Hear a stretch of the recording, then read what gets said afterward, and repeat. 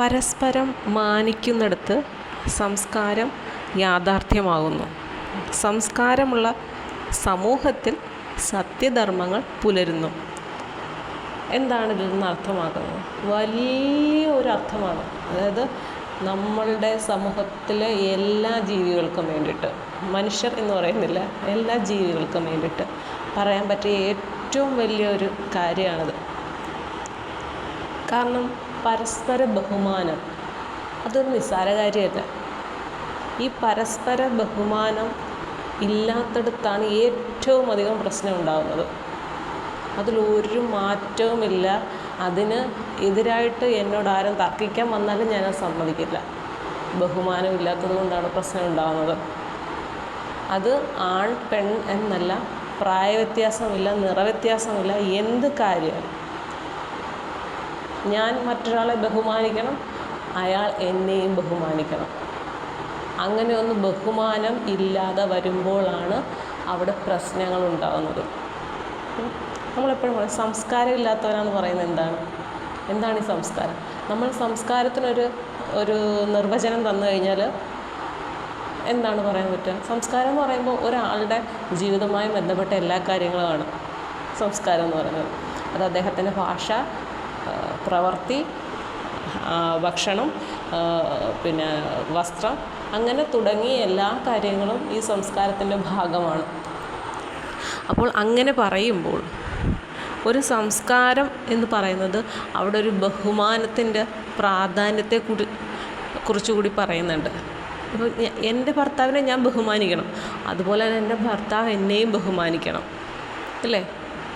ഞാൻ എൻ്റെ അനിയനെ ബഹുമാനിക്കണം, അവൻ തിരിച്ച് എന്നെയും ബഹുമാനിക്കും. അമ്മയും അച്ഛനെയും, അമ്മായിയപ്പനെയും അമ്മായിയമ്മയും, എൻ്റെ കുഞ്ഞിനെയും, എൻ്റെ അടുത്തുള്ളവരെ, എൻ്റെ സുഹൃത്തുക്കളെ, എൻ്റെ ബന്ധുക്കളെ, എൻ്റെ നാട്ടുകാരെ, എൻ്റെ ഇന്ത്യയിലുള്ള ഓരോ മനുഷ്യരെ, ഈ ലോകത്തുള്ള ഓരോ മനുഷ്യരെ നമ്മൾ ബഹുമാനിക്കണം. തിരിച്ച് ആ ബഹുമാനം എനിക്ക് കിട്ടുകയും വേണം. കൊടുത്തിട്ട് മാത്രമല്ല, കിട്ടുകയും കൂടെ ചെയ്യണം.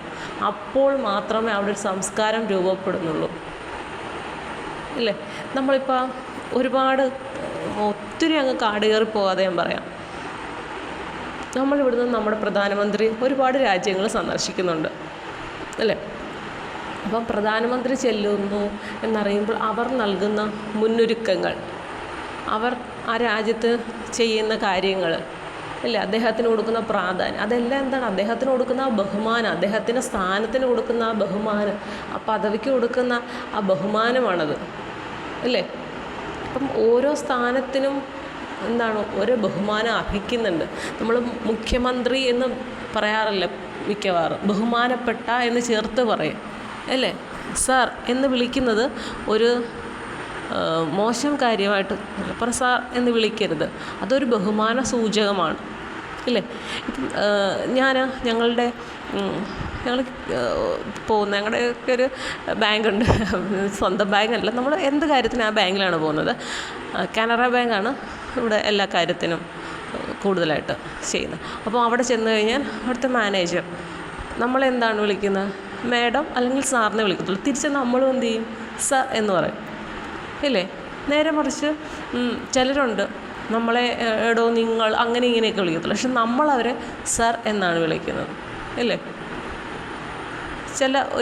ഇപ്പം പോലീസ് സ്റ്റേഷനിൽ ചെന്ന് നമ്മളാരും സാർ മാഡം എന്നൊന്നും അങ്ങനെ എല്ലാവരും ഒന്നും വിളിക്കത്തൊന്നുമില്ല. വിളിക്കുന്നവരുണ്ട് കേട്ടോ, സാർ ഇരിക്കുമോ മാഡം എന്നൊക്കെ വിളിക്കുന്നവരുണ്ട്. പക്ഷെ കൂടുതലും എടാ, എടി, അല്ല എടി അങ്ങനെ വിളിക്കാറില്ല തോന്നുന്നു, എനിക്കറിയില്ല. ചിലരെയൊക്കെ വിളിക്കുമായിരിക്കും, നിങ്ങൾ, താൻ, എടോ, ഇങ്ങനെയൊക്കെ ആയിരിക്കും കൂടുതലും വിളിക്കുക. എടി എന്നൊക്കെ ഈ വല്ല പ്രശ്നക്കാരികളെയൊക്കെ അങ്ങനെ വിളിക്കുമായിരിക്കും, അവരുടേതായിട്ടുള്ള ആ ഒരു ഏരിയയിൽ മാത്രം.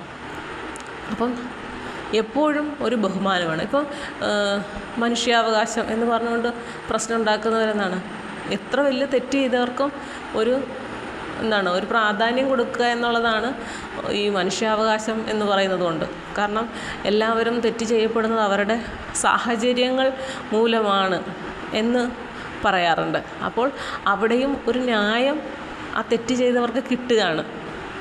അതവർ അർഹിക്കുന്നതും കൊണ്ടാവാം, അതെന്തോ ആയിക്കൊള്ളട്ടെ. നമ്മളത് അത്രയും കടന്ന് നമ്മൾ അത് അവകാശങ്ങളെ കയറി നമ്മൾ ഒന്ന് കൈകടത്താൻ പാടില്ലല്ലോ. എങ്കിലും ഞാൻ പറയുകയാണ്, ബഹുമാനം എല്ലാവർക്കും കൊടുക്കണം. അങ്ങനെ എന്നാലേ തിരിച്ചും കിട്ടുകയും വേണം.